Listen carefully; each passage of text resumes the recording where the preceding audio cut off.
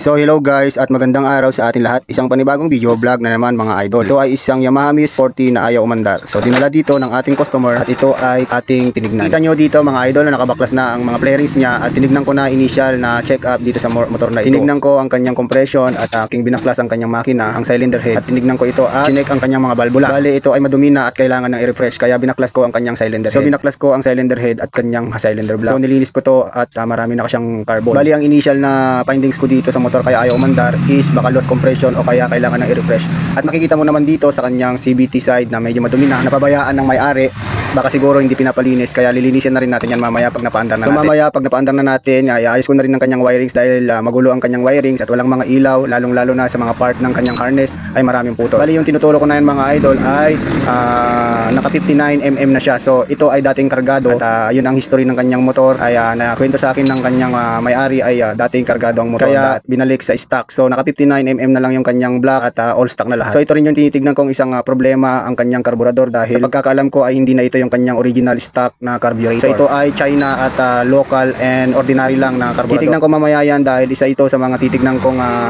problema, baka yung sa carburetor lang kaya ayaw umandar. Pero ang una kong tinignan dito is yung compression niya dahil nagre-redondo naman siya pero hindi siya talaga umaandar. Tinignan ko na rin ang kanyang spark plug, lalong-lalo na ang kanyang kuryente at ang kanyang fuel line. So okay naman lahat yan. Bali yun ang aking initial na ginawa. So yan mga idol, so magbibideo ako mamaya ng bagong video kung ano yung mga nakita kong issue niya at doon ko i-explain mga idol. So tune in lang dito sa ating video and don't forget to like and share ang ating mga video at comment na rin and follow lagi sa ating mga video. Salamat and God bless sa ating lahat mga idol. Bye!